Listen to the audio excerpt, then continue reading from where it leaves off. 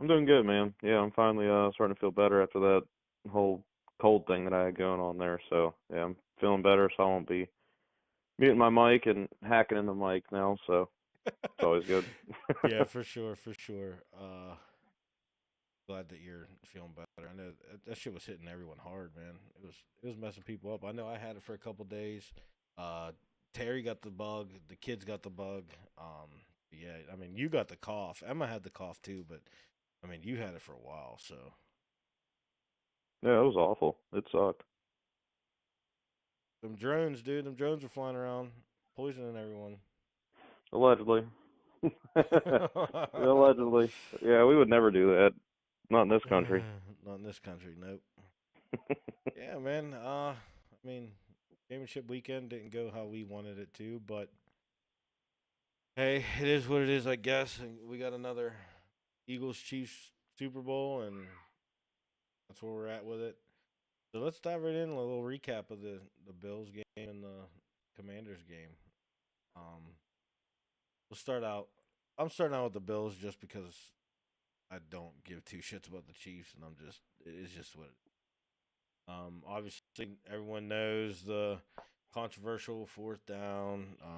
Josh Allen should have had it, but I mean, you watch the replay, and to me, he was over the line to gain. And if it was called a first down on the field at the time and they reviewed it, I think it would have been inconclusive. So I think that's maybe why it was inconclusive. And that play doesn't really matter to me. The play that bothers me is the play that was before that one. How do you not give Kincaid the first down on that run? That's what bothers me more than the Josh Allen not getting it on fourth down. Right. Um, I don't understand how Kincaid wasn't awarded the first down. That's the issue I have. Um, maybe it is a coincidence. Maybe we're all just a bunch of haters, but it just seems like it's too coincidental that it's always when there's something big, a game changing event. The Bills are driving, and they can either tie the game or go down and take the lead, and some shit like this happens. And I don't know. It's the perfect WWE scenario. It's the perfect storm of what the NFL wants. I mean, there's controversy. And it keeps everyone tuned in. Everyone's tuned in because they want the or the Chiefs to lose. And I mean, I don't know, man. Like it's just it's just all the time, bro. There's missed calls. There's no hands to the face. There's no this. There's no that. And I mean, honestly, it was Patty Mahomes had a lackluster game passing the ball. Josh Allen had a pretty decent game. James Cook had a decent game. I don't get it, man. I really don't understand how long this can go on. And like we talked about, they don't even care anymore. Like it's right in front of us. They don't even give a shit. No. No, man, they don't. They really don't. Like it is so it's so blatant, and it's been all season. Like this isn't something that just happened within the last like 6 weeks of the season. This has been going on literally since we played them in week one, all the way until last week. I mean, this has been going on all freaking year with the Chiefs, and this is what you come to expect. You know what I mean? Like anytime you play the Chiefs, like in years past, you're like, man, the Chiefs are tough, dude. Defense is playing good. Patrick Mahomes is just lighting shit up. This year, like we've said it practically every week. It's like watching them play. I'm not afraid of the Chiefs. I'm afraid of the damn refs. I'm afraid of the calls. I'm afraid of the no calls. I'm afraid of the ticky tacky bullshit. I mean, it, just watching the Chiefs in general is just something that I'm not interested in. Aside from when we played them, I didn't watch a single Chiefs game. There's Yeah, no reason to. There's no incentive to. There's no reason to get excited. Because like the Bills got the better of them, but they're gonna throw somebody a bone. You know what I mean? It just yeah, drums up more. It drums up more controversy and more excitement for whenever they play in the playoffs. And then yeah. everybody takes the bait. And they're like, well, Buffalo beat them once, and they beat them pretty damn good. Like there's a good chance. No, It wasn't gonna happen. I hate to break it to you, but like this is just how it is now. And on this channel, what's that? No, I was gonna say, and I love the some fans like that are New England fans. Like, dude, every couple years there's a new team this happens with, man. Like, I hate to burst your bubble, but New England was the same way. They used to get all the calls, but I mean, it wasn't as blatant when New England was getting it. Like, I watched Tom Brady get absolutely decleated, helmet get flown clean, like 6 yards away from him stand up, put his helmet back on, and go back to the huddle. Like he wasn't sitting there bagging to the ref. He wasn't whining and sissing, asking for a penalty. Like, but the game's changed so much, and these players, like, if anything, if anything happens, they know they start crying, dude. They can probably get a call. They can probably get one of them flags pulled out of the pocket. And there's so much of it now, and like these guys, they got that shit from basketball. You know what I mean? Like Yes, yes. basketball started doing it, and players would flop and do this stupid shit. They don't get touched, and the ref will, he'll call the foul, whatever. And they started doing it in football, man. And it's like, I mean, I hate to flip the script here, but freaking Josh Allen, I watched like a 4 minute compilation of him doing it, and like, Yes. but he's one of the worst culprits. This dude is 6'5", probably 250, 260, just built like he's a Mack truck. You can't tackle him with one person, but he flops on the ground and shit. And anytime he throws an incomplete pass, he's looking at the ref, got his hands up, eyes wide. And it's like, bro, what? Like, what? What is the problem? But these players now, they just do that shit. And I know they do it because it helps them if they get the penalty and it makes it more obvious if they're like Yeah. throwing their hand up. So like I get it, but it sucks for the game. Like I hope they start doing what basketball supposedly does, which I've never seen it. But hopefully they start fining these guys for this stupid shit.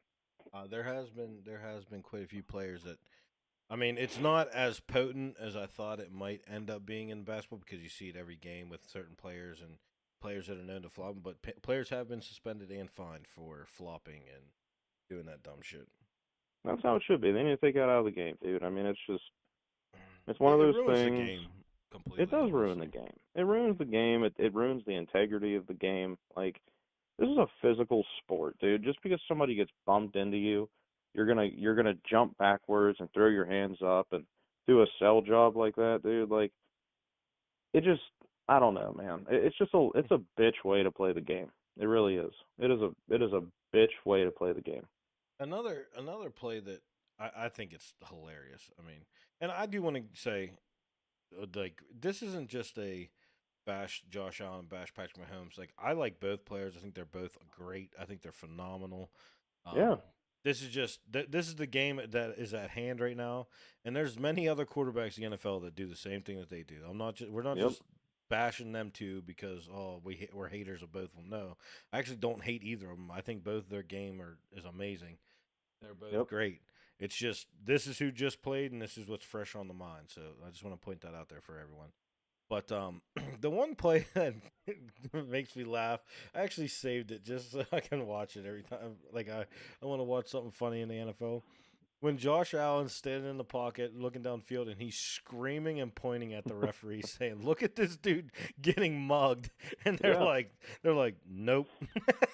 Yeah, they got blinders on, dude. It's ridiculous. When you're mid play and you're telling a ref like, "Hey, dumbass, look," you know, and I don't see a point anymore in having Dude, that officials. shit I was so don't. funny.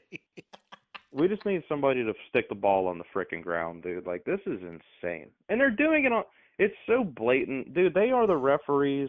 So the referees in wrestling, they control the course of the match. They tell them guys like, "Hey, it's time to go home." So then They they know to control the finish the match. Like tempo. They control, it's yeah. all in that freaking earpiece, dude. And these dudes, they're no freaking different. They throw a blind eye, dude. These almost let's let it slip. These freaking dudes will have their hand on a flag just in case somebody comes down with the ball, dude. Like it is bullshit. It's bad. It's really It's bad. bad, dude. It's worse than it's ever been. And we've done the sports betting thing on this page and everything because it's here to stay. But I'm here to tell you, it's not good for sports. No, it's It's ruining not. it. And as big as it is now, it's bigger than it's ever been. It's 100% ruining the game. It's just what Yeah, it is.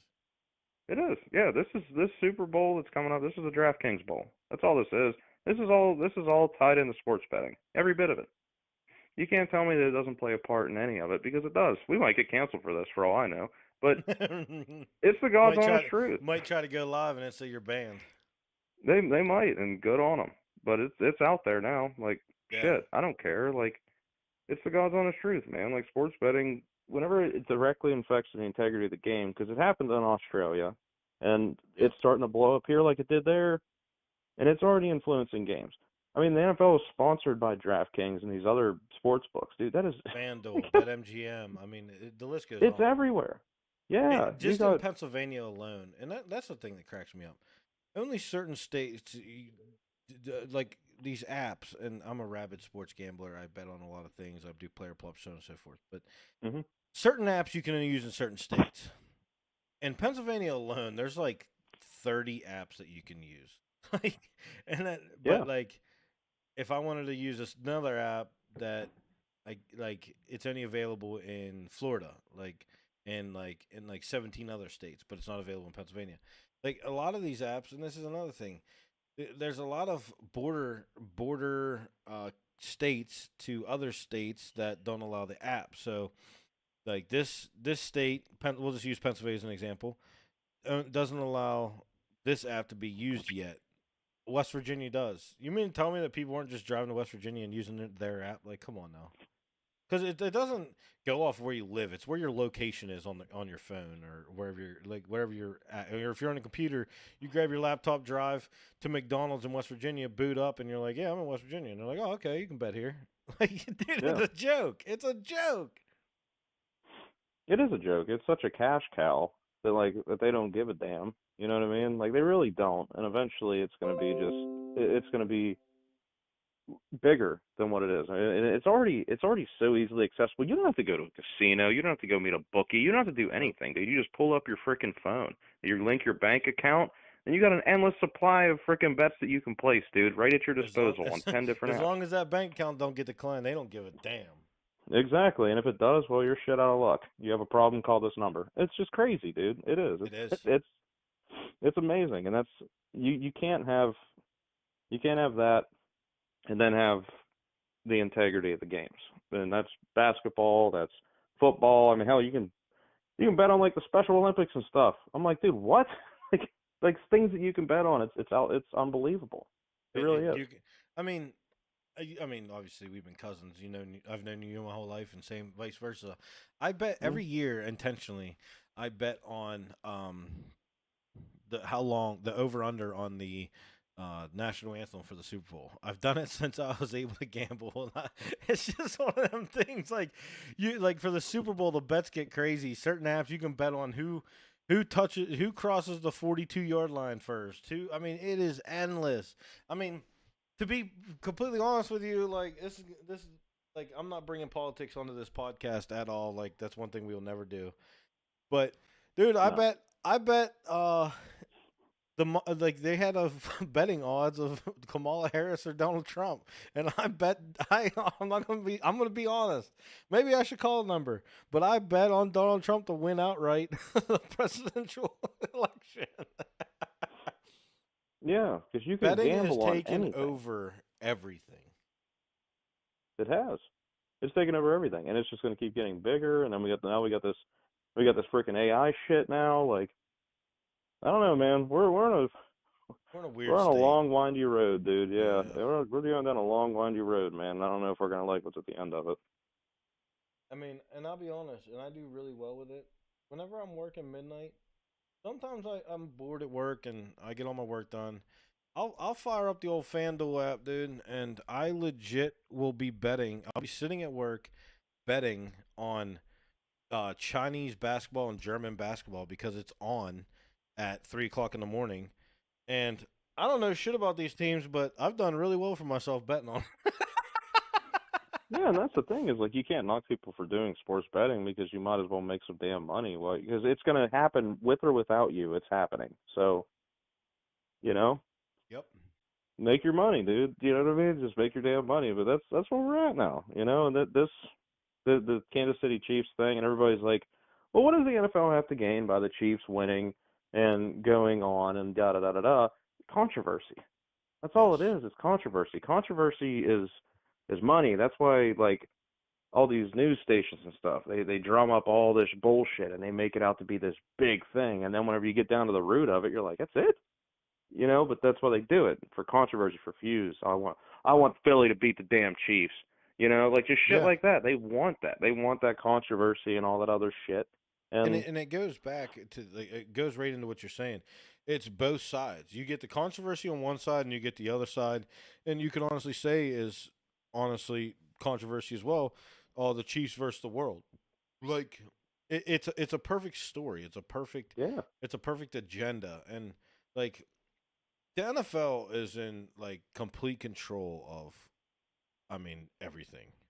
I mean, the NFL knows what they're doing, and if you don't believe the NFL is not in control, then I mean, you're just as dumb as the next person. You're blind, and I mean, this is a billion, maybe $1 trillion company with the way these contracts are, and the NFL controls everything. They control every. Like, I'm not sitting here saying there's a script for every single game and every outcome of every year. I'm not one of these people that sits there and says that. But to some extent, there's some kind of, I don't know if you want quote unquote foul play uh, when it comes to certain things. I mean, if you look up statistically, certain refs refereeing a Chiefs game, the calls and the no calls, it's unbelievable for them refs officiating any other game.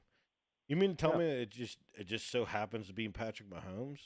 Like, and it's same for the Bills and same for some other teams. I mean, a buddy of mine last year made the comment about it's always seems like it's the quarterbacks that are like the quarterbacks that are slowly becoming the face. So I mean, let's just go down the list: Josh Allen, Patrick Mahomes, Lamar Jackson, Jalen Hurts, Justin Herbert's on the fringe, Joe Burrow. Burrow. Um, who else we got in that category? We'll just leave it at that. Leave it at them players. Lamar Jackson, I have not seen really get any calls at all. I mean, there's some calls, but I've never really seen. I've seen Lamar Jackson step out of bounds, get absolutely smoked, and nothing happened. I've seen Dak Prescott be take off with the ball, go to slide, get absolutely destroyed. Nothing Joe happened. Burrow. I've seen Joe Burrow take a lot of hits over the years, and Yes, they don't I've really seen call shit for him. right. Um, but I've seen a lot. What I've seen with Joe Burrow is I've seen Joe Burrow in the pocket get a lot of calls. Outside the pocket, I don't see him get the calls. Inside the pocket, I've seen him get some calls. But Jalen Hurts last year, if you think back, there was a lot of questionable shit that you're like, dude, that is not a penalty. I'm Yeah, sorry, that is not a penalty on the defense. But and I like what he said kind of stuck with me. I mean, he's right. These faces of the NFL seem to get the better treatment. Tom Brady, Drew Brees, Peyton Manning. I mean, the list just goes. You can go down the list for decades and years and years and years and years. But you look at like the hard nosed quarterbacks, like just let's just use Ben Roethlisberger as an example. Ben used to get just mauled, and that was his game style. He knew he was going to get killed every game. I mean that was his game. He played backyard football. Let's just be yeah. Brett honest. Favre. Yeah, Brett Favre, like they got destroyed. But the game today, I think Peyton Manning would still be playing in this game today if if he had the protection that the quarterbacks have now. I do Honestly. too. No, I do too, and I think that I think a lot of people talk about like Marino and that, and like him in this era, and like to me, it's no question Dan Marino would light this era up. I mean, the thing that Dan guys Marino was would go doing, crazy. the things that he was doing back then, if it came to now, like as pass happy as it is, I mean, Dan Marino he'd probably throw for 5,000 yards every year. I mean, I'm Yeah, not sitting here throwing absolutely. shade at anybody because these guys are great, and like the defenders now are they're so damn fast, they're so damn big. Like, Yep. but with the protection and the passing schemes, and I mean, the offensive side of the ball, these receivers that are coming out, dude.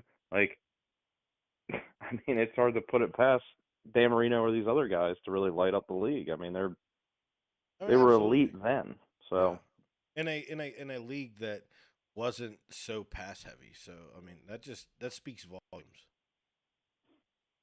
Yeah, and I don't know, it's an interesting time, and this isn't taking anything away from these guys. Like you said too, No, it's absolutely not.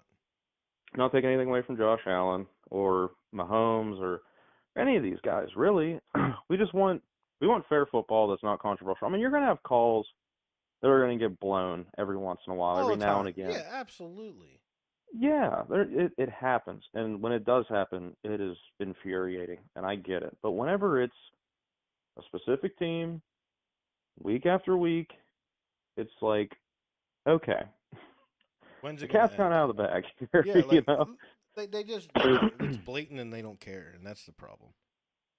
That is the problem. That's the biggest problem out of all this. I mean, everything we've pretty much covered with this. I mean, it's game breaking stuff, and it's to the point now to where a lot of people, they're gonna watch the Super Bowl, but then a lot of people don't want to. A lot of people are just kind of like, I don't really care for it because for Yep, me, the Eagles, their fans are freaking assholes. That's why I don't like the Eagles. I love their players, I love their team, but I can't stand their fans.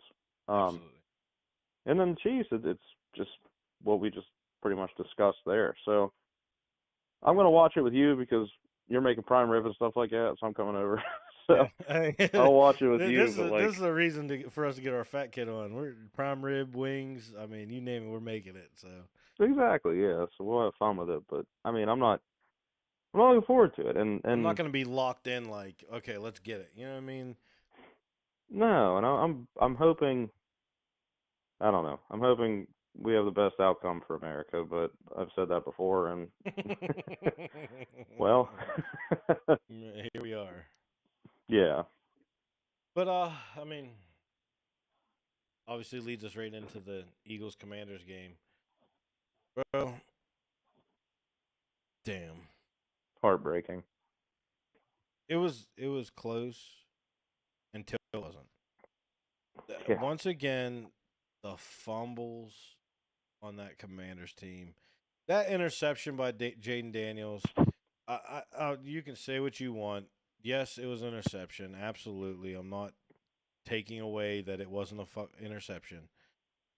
But bro, Quinion Mitchell, that dude looked like prime Calvin Johnson going and getting that ball, and Jaden Daniels was trying to get his team back in the game. It wasn't like it was an interception and they were down 25-23. Like it was an interception late in the game when he Mhm. was trying to make a play to get them back. So it was in the fourth quarter, and they were down 48-23.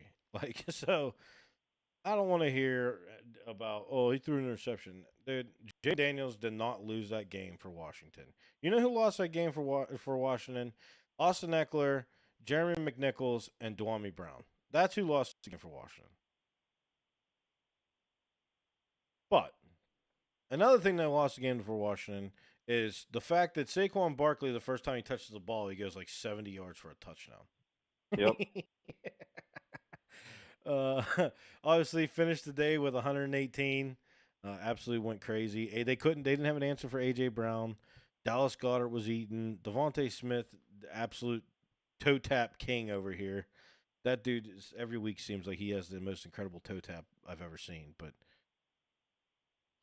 the Commanders have something very exciting, I think, and something to look forward to. I think that the team is going to be good. Dan Quinn's going to get them right. They're keeping their offensive coordinator. He turned down a head coaching opportunity, so hats off to him. And I think that team could be something, dude. They obviously need to fill some pieces on the defensive side of the ball. Terry McLaurin looked like the Terry McLaurin that we have been wanting to see, especially with Jaden at the helm. And I think they're going to be all right. Any thoughts? I mean, for me, I don't think you guys, the Washington Commanders fans, should be hanging their head, being like, "Oh, we should have won." Dude, no one gave Commanders a shot in hell this year. They didn't have a. It was a pipe dream to even sniff the playoffs, and you guys were in the NFC Championship game. So, I mean, you got something to look forward to, I think, for the next few years. As long as I don't know, pandemonium doesn't break out in that locker room or something, I think they're all right.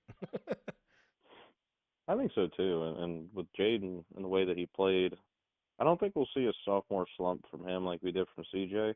He's so Um, calm. He's so he is, calm, dude. he is, and they showed that those two have had those two had very similar rookie seasons. I don't see the slump with Jaden. I hope not. And hopefully CJ gets back on track and gets back to playing like he was his rookie year. But um, yeah, like you said, dude. I mean, I couldn't say any better myself, dude. The Commanders have a lot to look forward to. Commander fans have a lot to look forward to. This team, they're on the right track, dude. They are. They have their quarterback without a shadow of a doubt. Um, they still got numero uno at wide receiver. Zach Ertz, even if he comes back for another year, I know he's not getting any younger, but man, Dude, he he was balled. he played really well, and he gave a damn good security blanket for Jaden Daniels.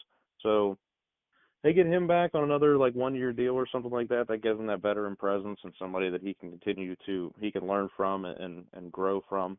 Um, but yeah, for the Commanders, man, I think I would like to see them get a number two receiver. Um, Yes, absolutely. He played well down the stretch of the season. He had that boneheaded play. But he played well down the stretch of the season. Um, so I think he's a guy that you could possibly build with. Offensive line is still shaky, Shaky. in rough Yeah. shape. Yeah, get that offensive line patched up. I think they have some potential on the line, but I think they need to patch it up. But man, there's one thing that I gotta fucking I did it.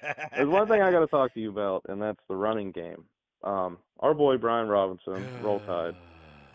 He just man, he was playing really good, and then he had that injury, and he kind of fell off for a bit, and it just seemed like he never bounced back.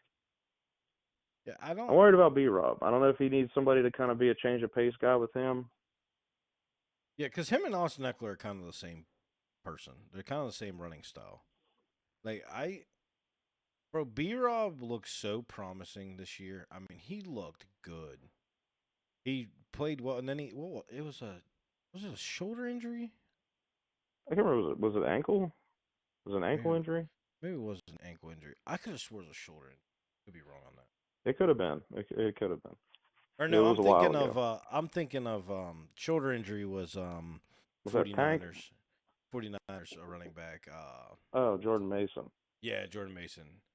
Yeah, because I know Tank Bigsby, I think, had a shoulder injury, or was it ETN? It was one of those Jaguars backs. But anyway, He suffered, and the big one, it was an ankle in week 12 against the Cowboys. okay. um, yeah, and he just never, like you said, he never like seemed like himself after that. I like as much as I love Jaden Daniels, and he's such an athlete. He can't be your leading running back every game. He just No. can't. Mm-mm. Nope. And then we talked about that when he got drafted. He takes a lot of unnecessary hits, and he can't be doing that in the pros. So I mean, I agree with you. I think they kind of do need that like change of pace back. Maybe get like a shifty running back in there, and to just relieve him a little bit, and then he comes in and he hammers them. Wears defenses down.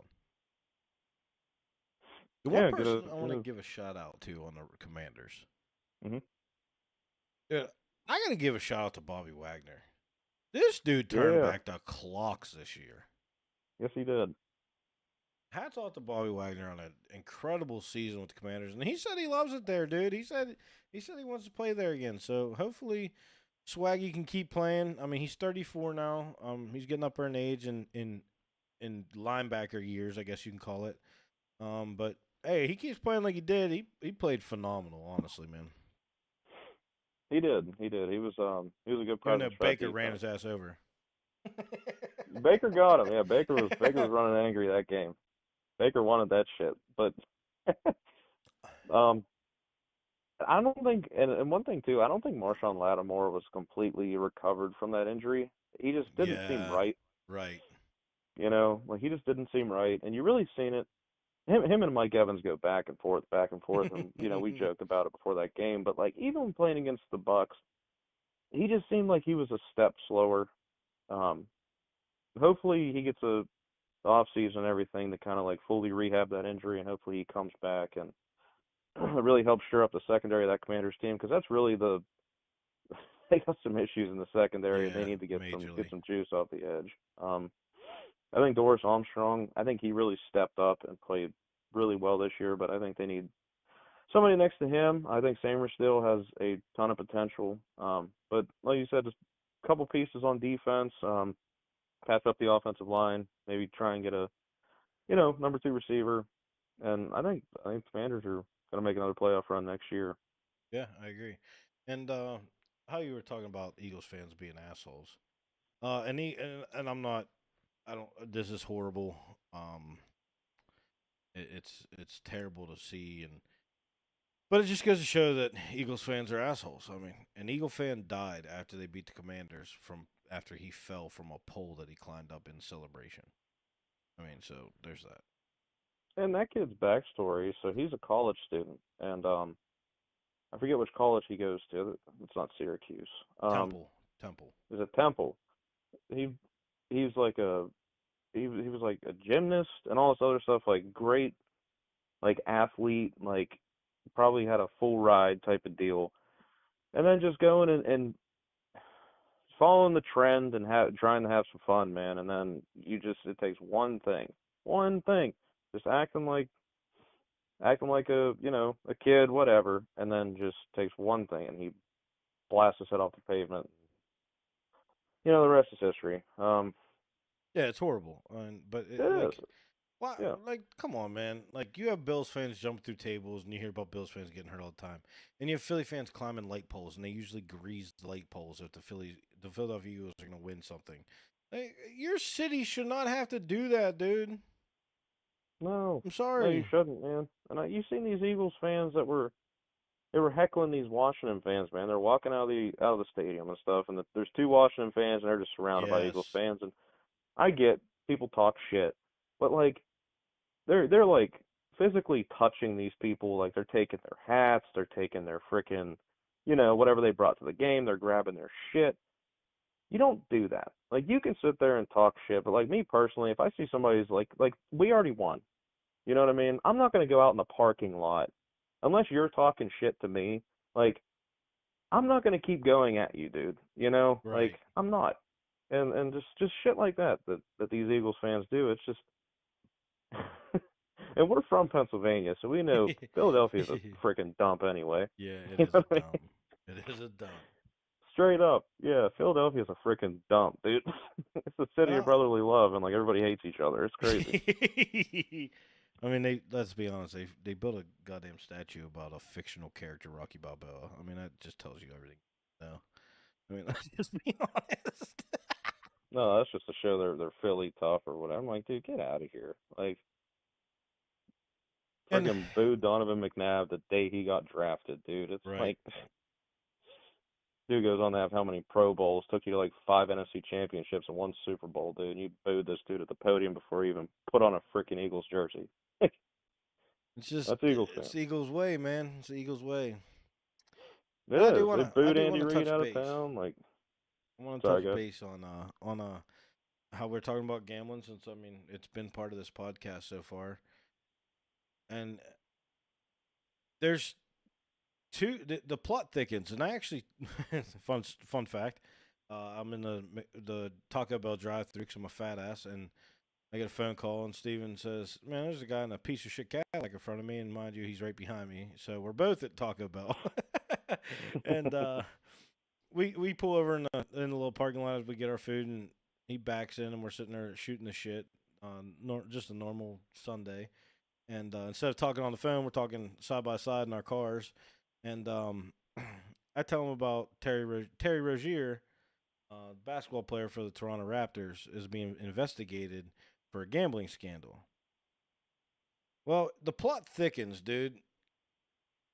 Jonte Porter, an NHL player that plays for the Ottawa Senators, is also involved in the sports gambling scandal being investigated. And it's dating back to 2018. Wow. So they're really digging deep into these players in sports gambling. But what do you expect's going to happen? You give people that are, let's just say Terry Rozier's 25 years old at the time, or 22 years old at the time. I don't know how old he was, but you give him $20 million, dude. What else is he gonna do? Like, what do you think's gonna happen? This is why the sports are being ruined yearly and daily, and every sport is like that because you give kids $20 million to gamble with, dude. I don't make anywhere near $1 million a year, and I gamble. I could only imagine if I had 20 million to play with. Holy shit!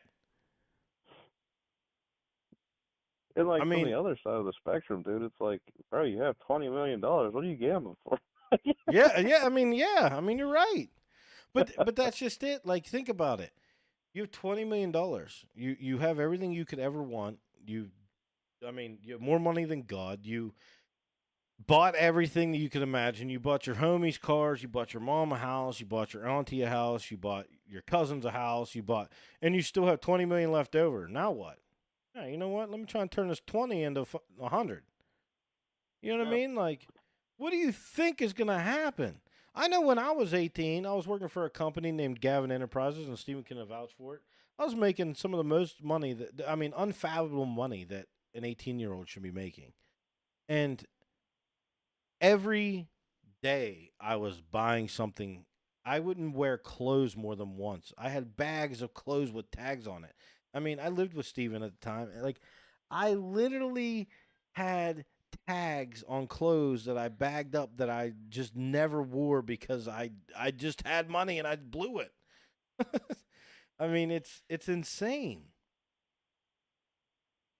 Like, this is the definition of what is happening with the gambling and the gambling aspect of things. These players are going to be like, you know what? I mean, my over under for points is 20 today in basketball. I score 17, ain't no one gonna know, and I drop a million on it. I'm gonna double that money up. You know what I mean? It's like it makes me Yeah. think of the movie The Replacements. Shane Falco, dude. Like Shane how Falco. he got taken out. He's one of the best, but he threw the game. Blah blah blah. And and then also The Longest Yard with Adam Paul Sandler, Crew. Paul Crew, point shaving. Like, bro, it's gonna happen. Like, there's so much money in sports gambling. It's gonna happen. I hate to break the news to you. It's not gonna be 100% clean and no foul play on a good side or a bad side. It's just not going to. It's just what it is. You know the thing that irritates me the absolute most about it? Like the most about it is that the NFL has the balls to go up to these players and be like, "We're gonna suspend you, we're gonna fine you, we're gonna do this and that." It's like, bro, you're sponsored by these dudes. Like, how are you gonna come and tell me what I can and can't do, dude? Like, you're sponsored by these dudes. Like, Yes. these officials that rig these games allegedly, they work for you. They don't work for me. They work for you. So they're gonna come and they're gonna freaking rig these games allegedly and make you guys a shit ton of money. But if I put a freaking $20 prop bet, then like like Calvin Ridley, the real Calvin Ridley or whatever the hell his name was on there, I'm gonna put $20 on a freaking bet, dude, and you guys are gonna freaking suspend me for a year and all like that's bullshit. To me, it doesn't Yep. make sense. It's like maybe you It's shouldn't be sponsored by them. That's like NFL players not being allowed to eat Papa John's or drink Pepsi. You know, it's like but you're sponsored by them. You know, like freaking Brock Lesnar's not like eat Jimmy John's. Like it's bullshit. yeah. It's You're a you're bullshit. 100% Like right. you're You're hypocrite. 100% right, dude. Yeah, It's like it's how can you crazy. be sponsored by somebody and then not use their product, dude? That's so ridiculous. It makes zero sense. We don't have any sponsors, by the way, but if Jimmy John's or anybody would like to get in contact with us, then Hey, feel free to reach listen, out. especially a food sponsor, dog. Oh yeah, Yeah. yeah. Hey, Let me some Sam's Papa Club. John's and Jimmy John's. Sam's Club. I'll be buying your sushi all the time, bro. You can sponsor me any day. Yep, yep. Just hit us up, send us a DM. Just we want to ain't even try ask. chair We ain't even ask. sponsorship. Yeah. Where's our boy Big Aaron time. at?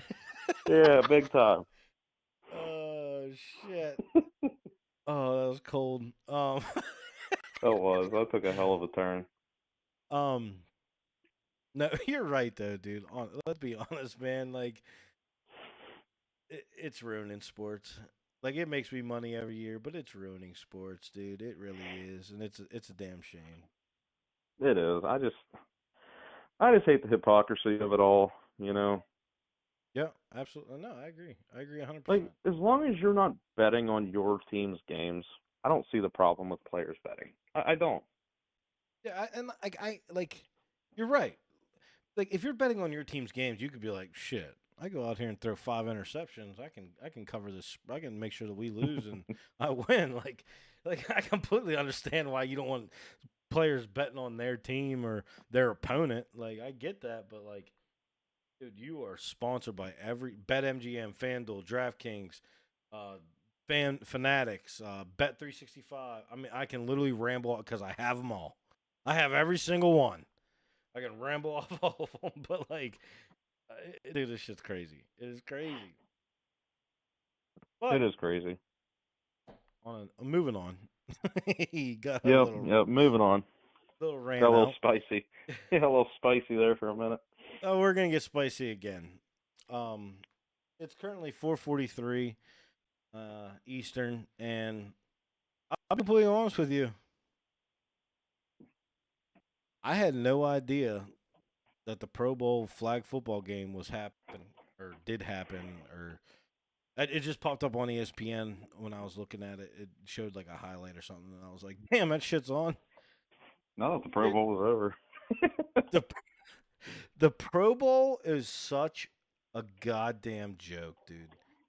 It it is a joke of a game. It's literally a meme, and they just need to get rid of it. You said it. Give them the nod. You got selected to the Pro Bowl, and it's a waste of time.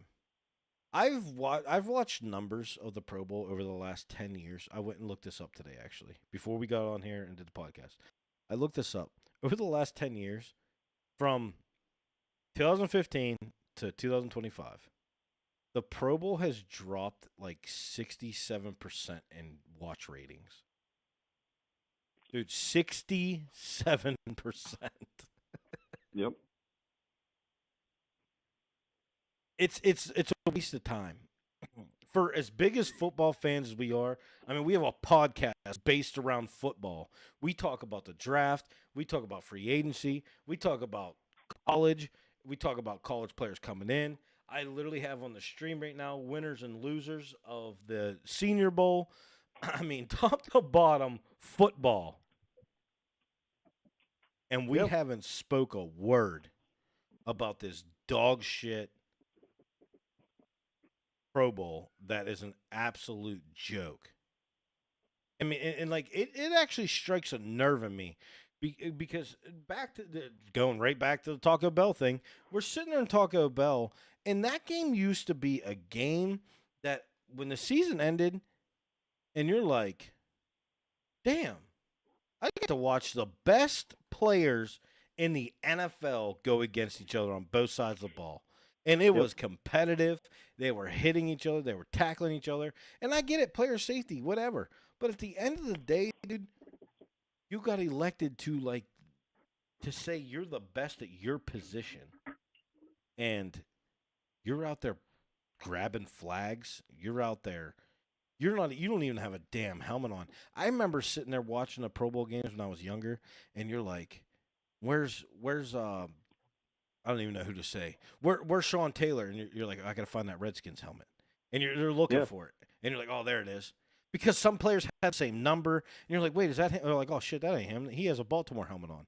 Like, Yeah.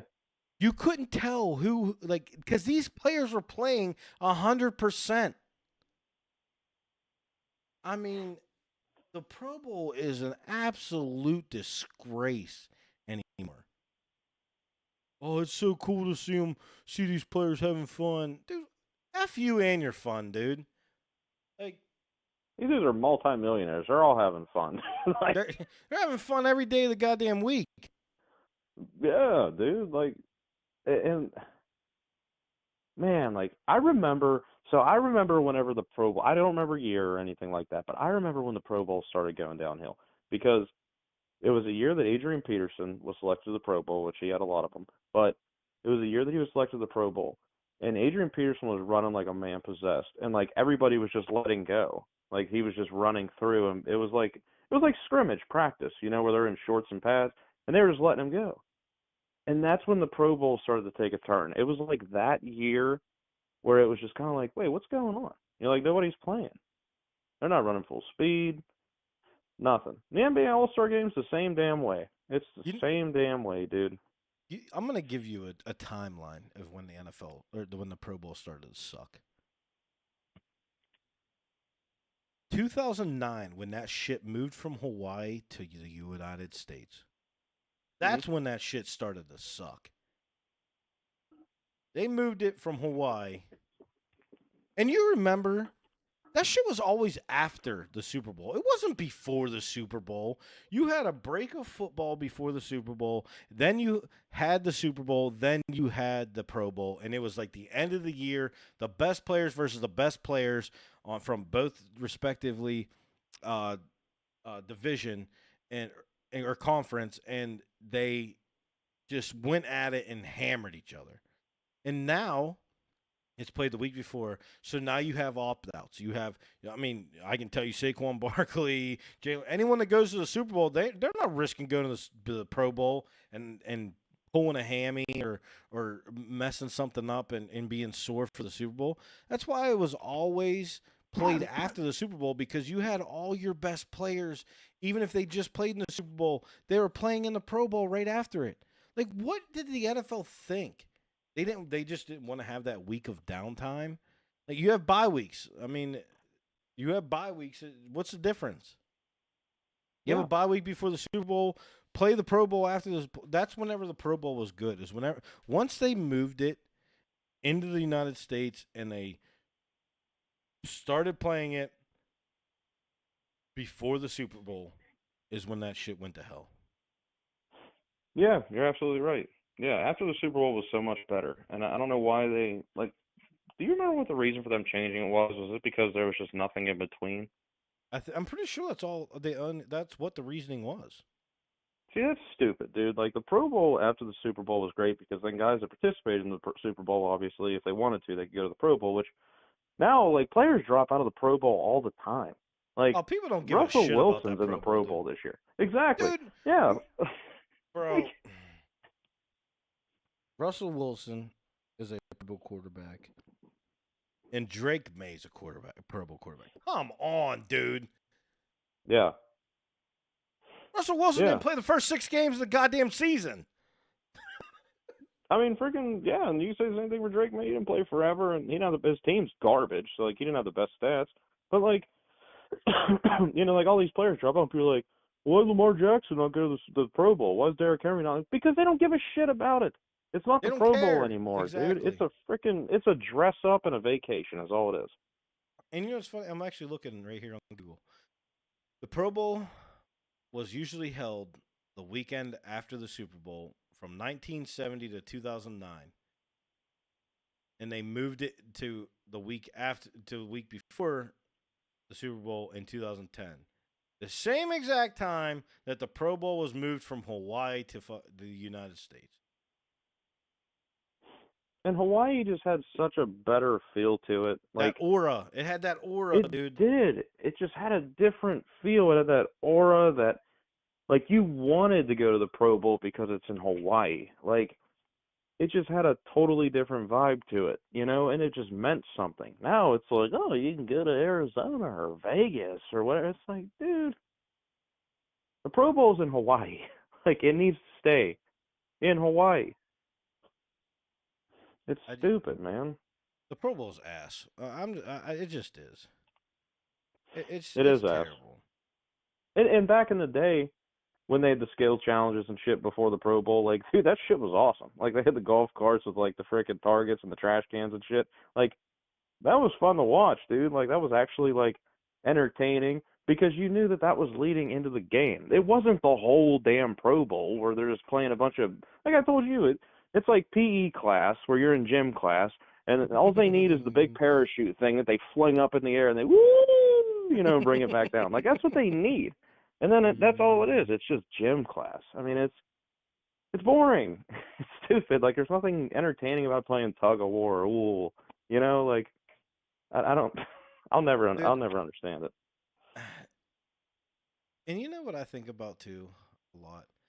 You remember when it was Pro Bowl? Like it had like it like gave players like a legacy. Like this dude's in the Pro Bowl. This dude's playing in the pro. Like it was a legacy factor. Yeah, it was. No, you're right. And now it is just absolute dog shit. Who cares? Oh, you got selected to the Pro Bowl? Congratulations. Here's a participation trophy. Like Yeah, there back is no then. legacy factor at all in that shit anymore. No, and you hear it like when they go to the Hall of Fame and stuff. 11-time Pro Bowler. You know what I mean? Now it's just like, who gives a shit about the Pro Bowl? You know? And I'll be honest, I wish Ryan Fitzpatrick would have played this year because he could have got into the Pro Bowl and he'd be eligible for the Hall of Fame. Like, that dude's not eligible because he never got in the Pro Bowl. Like, which doesn't make sense to me because let's be honest, dude, the Pro Bowl's a joke. Why is that a stipulation? Who knows? Like, I don't know if that's the exact date that the Pro Bowl went to shit is 2009 when it moved back to the United States, but I can say this. If it is, and that's the determining thing of when it's been shit or since it's been shit, like, I feel bad for Ryan Fitzpatrick. I mean, I don't think Ryan Fitzpatrick has been, like, the Hall of Fame. He's not Tom Brady by any means, but, like, he's not even eligible. Because you didn't make the Pro Bowl. That's a criteria you have to make. Like, no, I get the reference. Yeah, no, I get the reference, man. And it's the Pro Bowl. It's now. It's like I love Tyler Huntley, man. He played well for us, but like you look at Tyler Huntley's resume, and you're like one-time Pro Bowler, and it's like, oh shit, Tyler Huntley went to a Pro Bowl, and then you look at his stats, and you're like, how, But that's how it is, though, man. The Pro Bowl's it's a joke now, and it should be like the all defensive team and the all offensive team. Like you get your reward, you get the accolade, it goes towards your resume, and that's it. Like there's no game, there's no nothing. Keep it moving. Keep it moving. Yeah, keep it moving. I mean, it's a joke. The dude. Pro Bowl sucks balls. It's ass. It's so ass, dude. Like I can't even be bothered to watch it. All right. Now we're an hour in of beating the hell out of gambling, the Pro Bowl, and these two teams.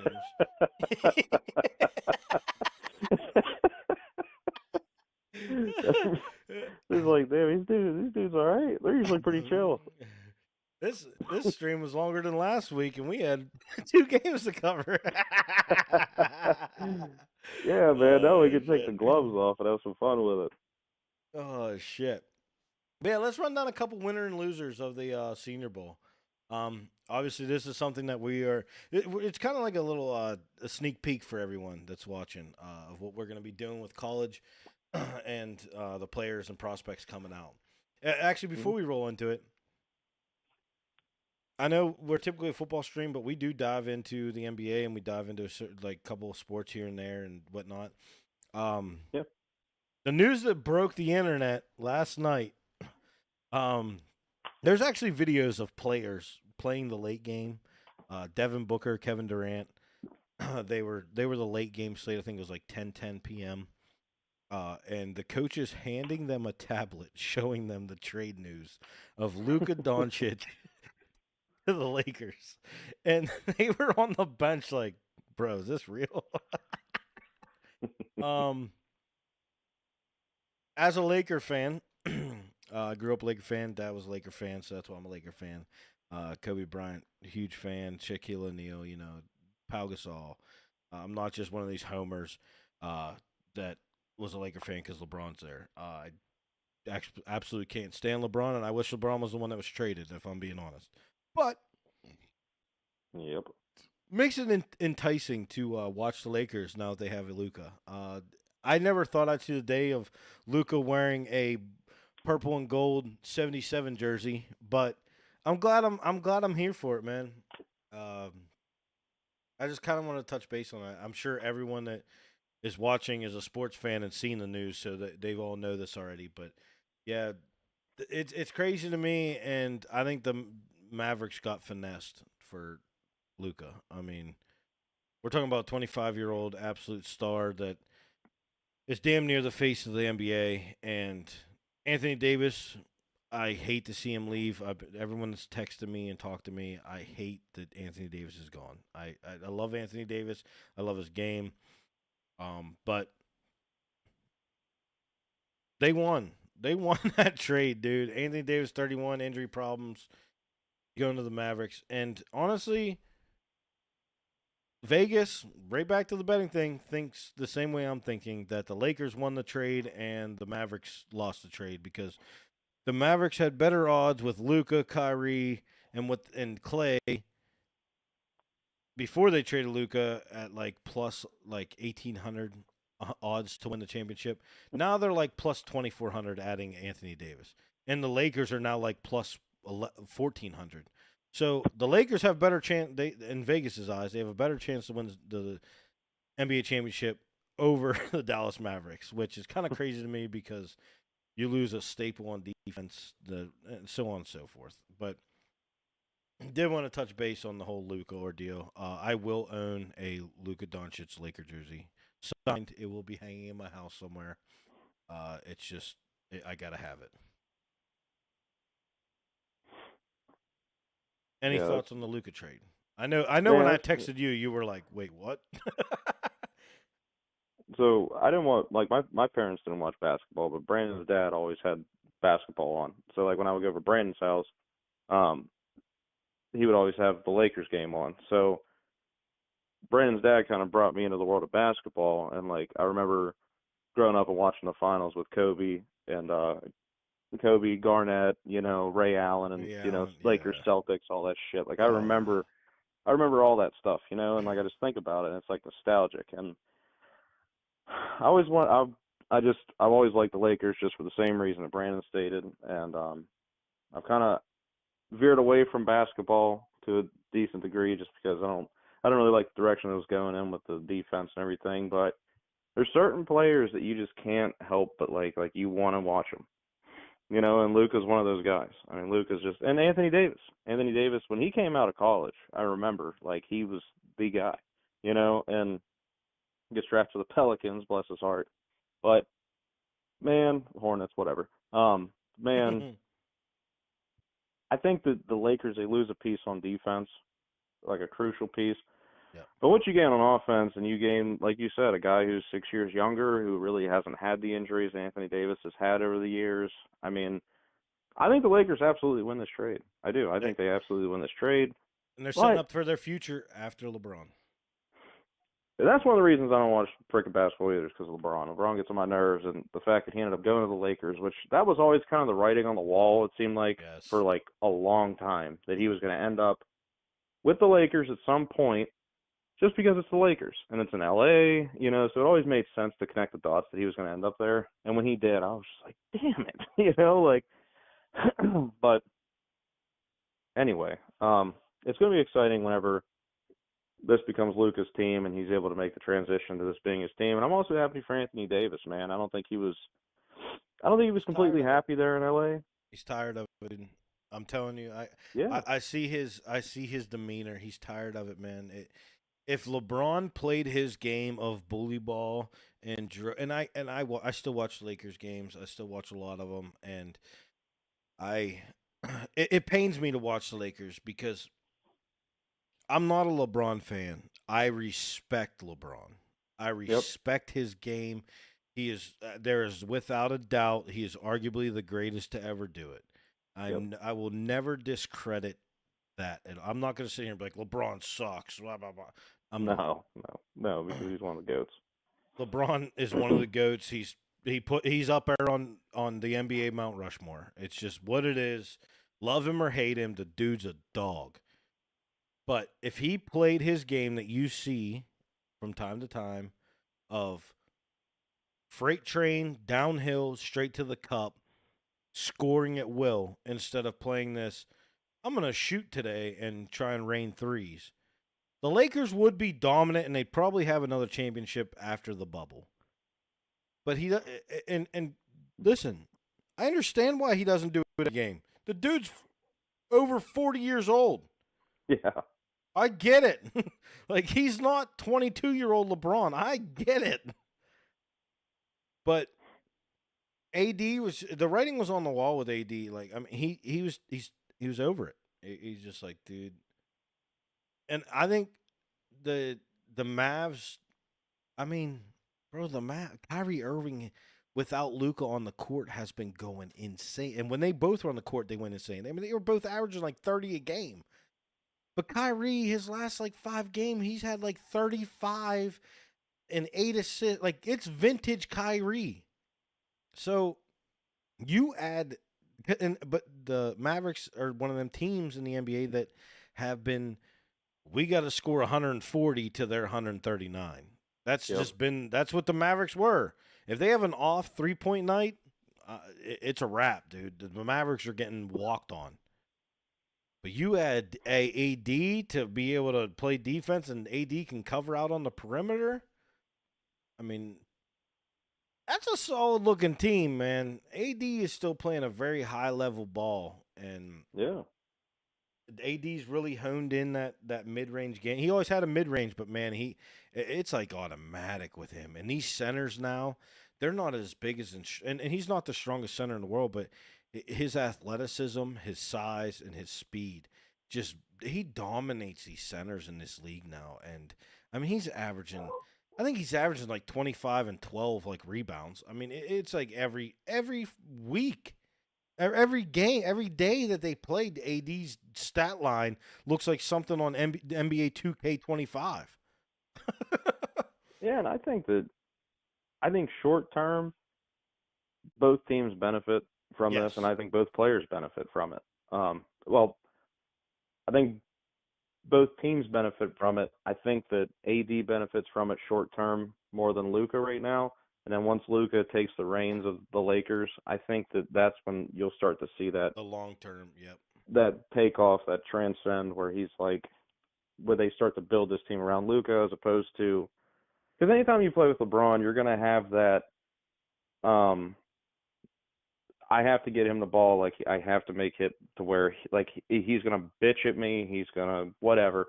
He ain't getting Luka traded. I promise you that. But like, there's always that in the back of your mind. There's that level of, like, I have to tone my game down to bring his game up, type of thing. Right. You know. So I think it's beneficial for both teams. We joked about it too with Mark Cuban. Like, Mark Cuban wasn't going to trade Luka Doncic too. That wasn't going to happen. But at the end of the day, it is what it is. But I mean, you got Kyrie, you got AD, you got Clay. I mean, short term, it can only help the Mavericks because their defenses. That's why they got Anthony Davis. He's one of the best two-way players in the league. Yep. So good on him. He adds that inside presence for that team, and I'm pretty sure. I mean, obviously, I'm not a Mavericks owner or a coach, but I'm pretty sure they're going to run Daniel Gafford at center, run AD at power, and you're going to have Clay, Kyrie, and then whoever they're going to fill in at small forward.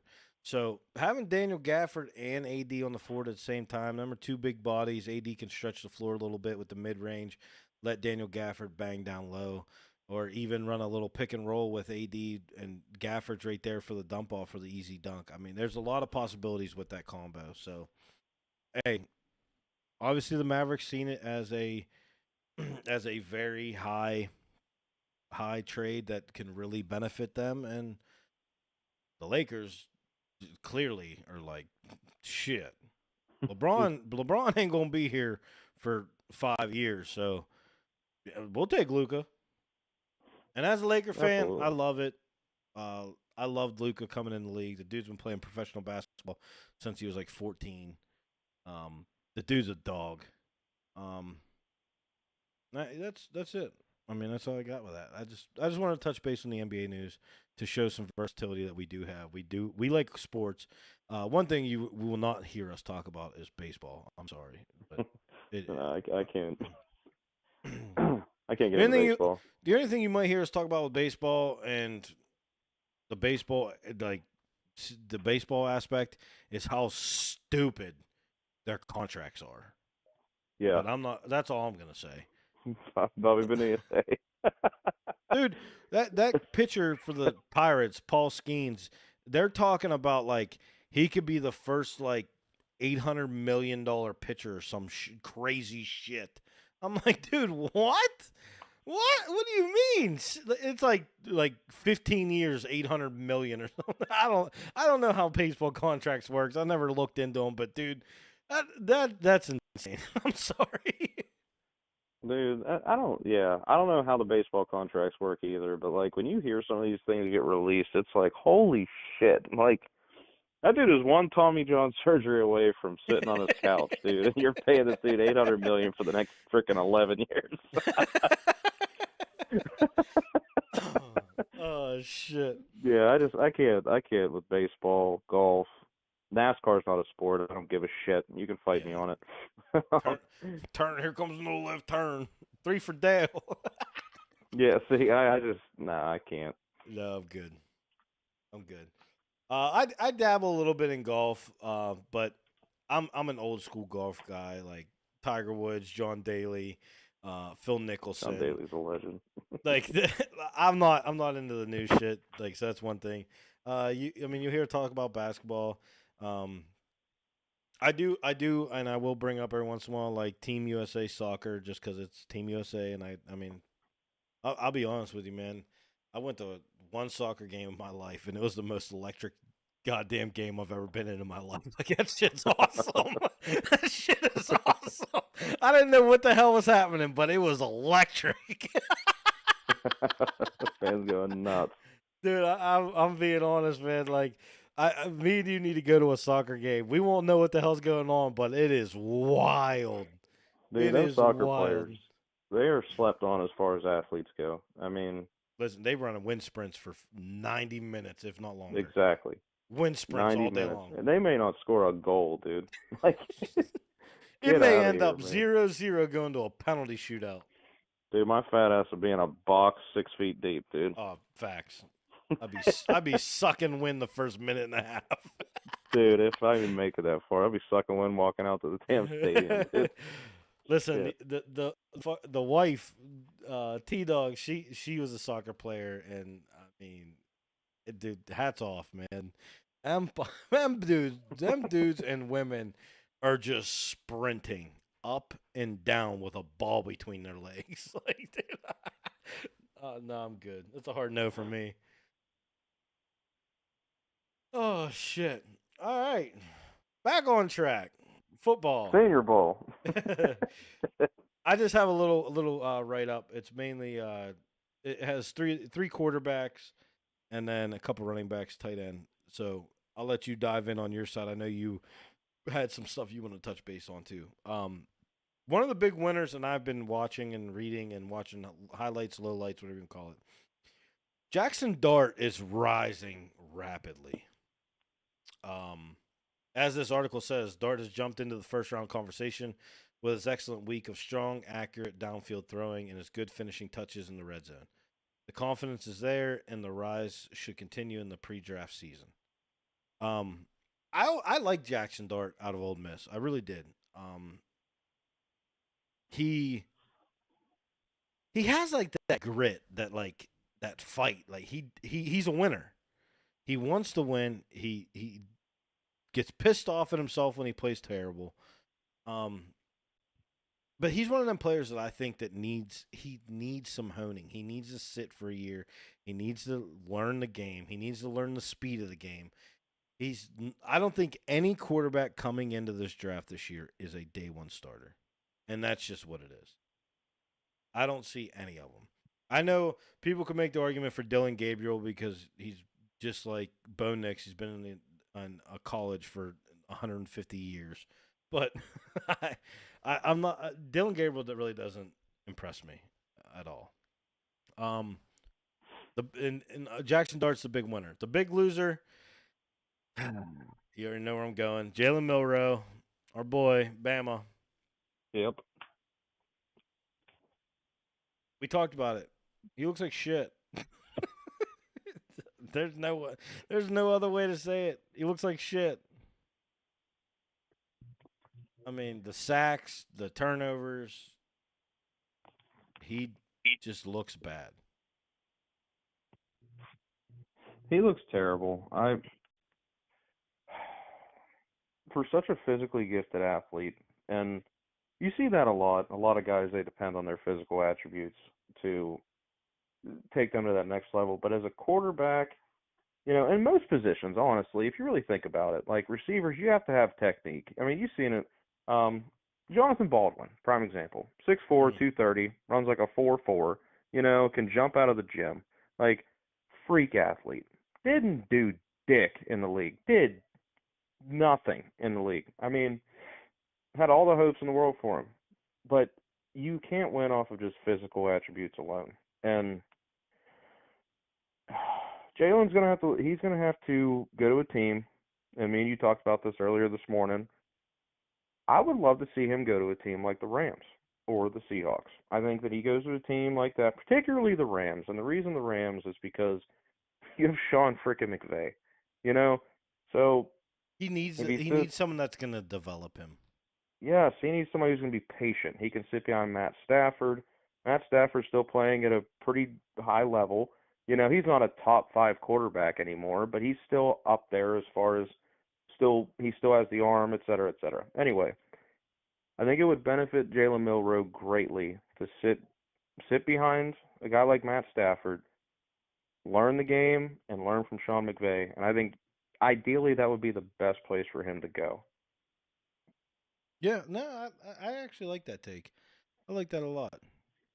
Yeah, I mean, I think it makes the most sense. I mean, because he's not polished. Um, he'll be the fastest guy on your team. He has Yeah, one of the 100%. strongest arms in the class, but sometimes you won't notice it because his footwork's so sloppy. Like Yes. he doesn't set his feet, he doesn't drive through all the time. When he does drive through, he could throw that ball 80 yards. I would put money on it.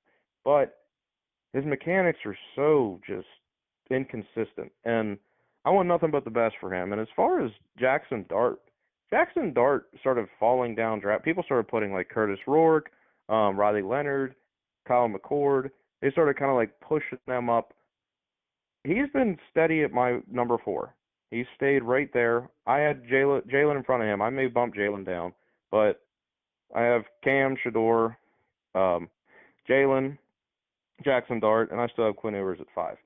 Then I have Gabriel at 6, et cetera, et cetera. So like I didn't really understand why Jackson Dart had dropped because he shows that he can make all the throws. The thing with Dylan Gabriel is he doesn't have the strongest arm, but he's smart enough. He's kind of like a Brock Purdy type where he may not have that cannon, but his timing is impeccable and his dual threat ability. But Jackson Dart has a little bit of a stronger arm and he also has that dual threat ability. So I think Jackson Dart, it's nice to see him really show out and do well. Yeah, I agree with that. I agree with that 100%. They're saying another big winner, which to be expected. Trevor Etienne, Travis's younger brother, has absolutely showed out. They're saying he's more of an all around back than what Travis is. Um, he had a great Senior Bowl. Um, with the speed and the power in the open field, and obviously in the catching game. I think that it might be a little bit of a stretch saying he's a better all around back than Travis, just for the fact that Agreed. Travis has everything. He's just Hmm. in Jacksonville. Yeah, and Trevor even coming out of Clemson. I mean, he caught the ball like a receiver. He could, obviously run like a running back, but like he had a little bit of everything. And Trevor brings the same thing. Yeah, they're like. I mean, honestly, to me, they're both like identical. They're like identical players. They have very similar skill sets, and Trevor's a little bit smaller, but realistically, I mean, they're kind of similar. Yeah, they really are. And one thing that's not on this article that I want to mention is Cam Ward is taking a lot of the number one quarterback taken off the board away from Shador because they're saying that Shador doesn't have that zip that Cam Ward does, and I just want to make mention of that. And I don't know if anyone else seen it, but Shador went up to Cam and said, "I'm not here to compete against you," and Cam Ward turned around and looked at him and said, "You should be." I mean, and Cam Ward's not. I mean, he's right. Yeah. You both should be competing against each other. This isn't a friendly competition of the. It's not the goddamn Pro Bowl. You guys are trying to get drafted to the highest team for the most money. Yeah, honestly, and ideally, I mean, I think that they're the top two quarterbacks in this draft because everyone else has question marks, you know. Yes. But yeah, like you said, even then, those two will most likely start day one. Everybody else Yeah. is kind of up in the air, but that's out of necessity. You know, I Yeah. think that's more Absolutely. out of necessity than anything, and you're going to see some growing pains from both of these guys. But I think that, man, it's tough between those two. Like I said, I have Cam ranked a little bit higher because he does have a little more zip, but Shador is a great arm too. But yeah, man, this is a competition, man. Like I'm trying to, Yeah. I ain't trying to go to the Browns, all right? So if I'm going to the Yeah. Titans or I'm going to the Giants, bro, I ain't going to the frickin' Browns. You know? I ain't going to the Titans either. I'm trying to go to the Giants. Yeah, the Titans are cheeks, dude. I would love to see Cam Ward go to the Giants. I seen one thing too, though, like with the whole Senior Bowl, and it's actually kind of shocking. And I mean, this even has it on it. Emory Jones is they're listing as one of the big losers and saying like he should kick inside the guard because his footwork against quicker edge rushers is just it's not there. He can't set that edge, and I like Emory Jones, but Hmm. I mean, seeing a lot of information, like seeing the videos and the highlights and the lowlights, it might not be a bad move for him to be kicked inside the guard. Honestly, I don't think so either. I think it plays better to his skill set. Um, I'm gonna butcher the dude's last name, but Jonas Savanea. I'm almost positive that's how you pronounce it. But anyway, if you watch his tape, he's he's similar. You know, they're both big guys, and but they're yeah, both slow-footed. Um, I think Jonah's a little more athletic than Emery, but I think both guys it would benefit them to kick in the guard for the same reason. I think it better utilizes their skill sets. It puts them more in a box to where they're not as much on the edge. And we've seen in the NFL now, guys like T.J. Watt, they're not against the left tackle anymore. They're against the right tackle. So these guys, it it puts them at a disadvantage. And there's nothing to say that if your right tackle goes down, you can't kick them back outside. But ideally, their best position in the pros would most likely be guard, and there's nothing wrong with that. But if you watch Emory Jones tape, if you watch his film, you can see he's got slow feet and he's kind of late getting to his pass sets. So I get it. It sucks for Emory, but at the same time, he could end up developing the Pro Bowl guard because he does have the talent, he has the strength, but maybe better utilized inside. yeah, I agree. I agree with that 100%. Any other key takeaways with the Senior Bowl and everything going on? um, Jack Beck had a great game. He had a tremendous game. Caught the game-winning touchdown. Everybody's everybody's pretty much seen it and heard about it and everything by now. But I mean, like the thing with his brother was killed, and that whole deal, the terroristic thing that for some reason got swept under the rug. I don't know whatever happened with it, but the guy with the truck and all that was in New Orleans, I believe it was. Um, his brother was one of the victims that ended up getting killed in that, so he gave like a speech about his brother and stuff, which was nice and everything. But as far as like on the football field, he's really like he was gaining steam going into the Senior Bowl, and then he really just took off. Um, his ability to get open. He's not the fastest dude in the world. Like, don't get me wrong, he's not Isaiah Bond. You know what I mean? But his ability to get open and separate, he's got that. He's got that like that Kevin Hogan type of deal where he's just quick. He's able to get open. He just has that ability to create separation with defensive backs. You really got to see it during the Senior Bowl. So shout out to him. Um, Riley Leonard had a really good game. Obviously Jackson Dart. Um, but man, David Walker, dude, out of Central Arkansas. I mean, Central Arkansas. This dude, listen to this shit. He had 39 sacks in 45 college games. Damn. You know how amazing that is? What the damn? Dude, yeah. 39 sacks in 45 college games. I mean, that's amazing. I mean, I like seeing these small school dudes just kind of come out, and really show out and get the opportunity. Well, that's one thing that's nice about the Senior Bowl is like guys like him, they can go against top guys, like the best offensive tackle prospects or whichever position you're playing. Like you get to go against the top guys. So seeing him go out and end up showing out is exciting. Mike Green out of Marshall, he went out and everybody's probably seen it with the Josh Conerly thing. He destroyed Josh Conerly, who I'm a fan of, but he flat backed him, dude. I mean, just bull rushed him, dude, and Josh Conerly got flat backed big time. But Mike Green was like, "All right, I'm leaving," and he left. Right. He was like, that was good enough for me." You know what I mean? So he was done. Ollie Gordon had a big Senior Bowl. But man, outside of Beck, like honestly, outside of Beck, the one guy who really stuck out was Gray Zabel. And everybody's been talking about him, and he really stuck out. But this dude, he's an offensive tackle. They lined him up at guard. They had him take snaps at center. I seen his highlight, dude. It was not. This dude was impenetrable. Just a technician, dude. Just an absolute technician. I think he's one of those guys that you could pretty much move anywhere. He's from North Dakota State, just one of those schools, man. And you see somebody like that who just comes out and he's able to dominate these top tier competition. The only person who really gave him trouble was Jamari Caldwell from Oregon, but they're getting bull rushed by a dude one on one that's 340 pounds. I expect you to move. You know what I mean? So yeah, absolutely.